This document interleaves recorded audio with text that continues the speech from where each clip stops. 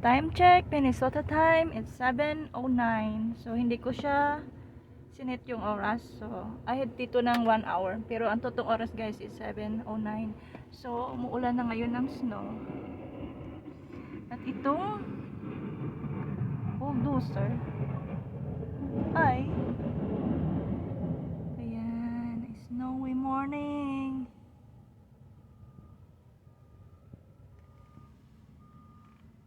There. Ay. Ayan. Nililinis yung ano guys. Yung tawag dito guys. Yung labas. Kasi ayan yung work ko doon no. Ayan yung building dyan ako nag-work.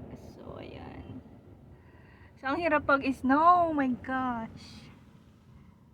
Ulan na ng snow guys. We're having 3 inches or more today.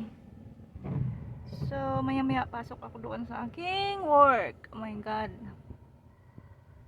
I don't know kung tama ba itong parking area ko. We'll see. My goodness.